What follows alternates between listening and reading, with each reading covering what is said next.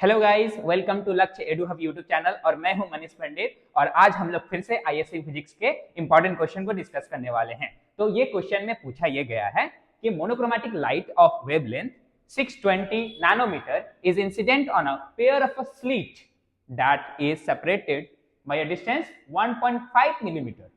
That means यहाँ पर हमें एक पेयर ऑफ स्लिट दिया गया है जो कि एक स्क्रीन से 60 सेंटीमीटर अवे है। मतलब यहाँ पे 60 सेंटीमीटर अवे हम एक स्क्रीन रख दिए हैं एंड ये स्लिट के बीच की दूरी बताया गया है d, दैट इज 1.5 मिलीमीटर। तो यहाँ पे हमें ये पूछा गया है कि जो यहाँ पे इंटरफेरेंस के कारण जो यहाँ पर इंटरफेरेंस के कारण जो फ्रिंज बनेगा, ये फ्रिंज की सेपरेशन कितनी है। एंड और क्या पूछा गया, पूछा ये गया कि the distance of 10th bright fringe from the centre of interference pattern. Suppose this is the centre, O is the centre, और इस सेंटर से 10th ब्राइट फ्रिंज की दूरी भी पूछी गई है। तो फर्स्ट हम लोग ये देखेंगे कि हमें यहां पर क्या क्या दिया गया है। तो फर्स्ट ऑफ ऑल हमें वेवलेंथ दे दिया गया है। वेवलेंथ कितना है हमारे यहाँ पे, हमारे पास दैट इज 620 नैनोमीटर, जिसको हम लोग 620 इंटू 10⁻⁹ मीटर भी लिख सकते हैं।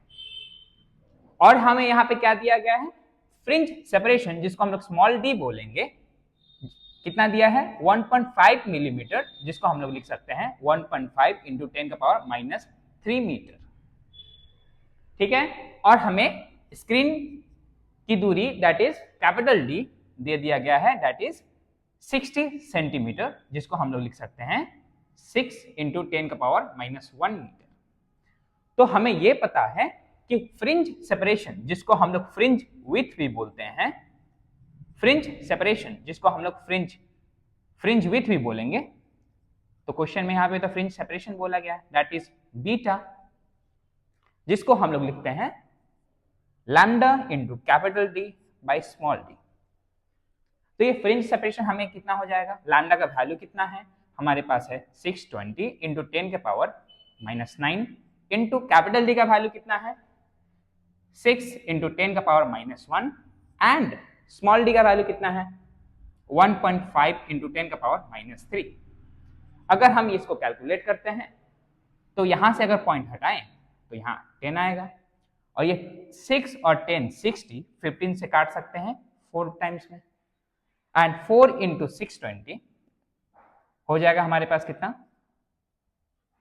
4 2 8 एंड 240 इंटू 10⁻⁻, इसको हम काटे तो यहां पे आएगा 10⁻⁻6 एंड 10⁻⁻7, जिसको हम लोग लिख सकते हैं 0.248 इंटू 10⁻⁻3। अच्छा, इसको हम लोग लिख सकते हैं 0.248 मिलीमीटर। ठीक है। अब हमें कितना बोला गया है, अब हमें बताया गया है you have to calculate distance. तो भाई distance of 10th bright fringe, तो ये बताओ एक ब्राइट फ्रिंज का डिस्टेंस हो, एक ब्राइट फ्रिंज का विड्थ हो गया बीटा, तो यहाँ पे 10th ब्राइट फ्रिंज का डिस्टेंस कितना हो जाएगा 10 बीटा। तो हम ये भी बोल सकते हैं distance of 10th bright fringe equal to कितना 10 बीटा, और एक बीटा का वैल्यू हमारे पास कितना है 0.248 मिलीमीटर, जिसको हम लोग बोल सकते हैं 2.48 मिलीमीटर। ठीक है। तो होप तुम्हें ये क्वेश्चन समझ में आया होगा। आगे समझने के लिए बने रहे।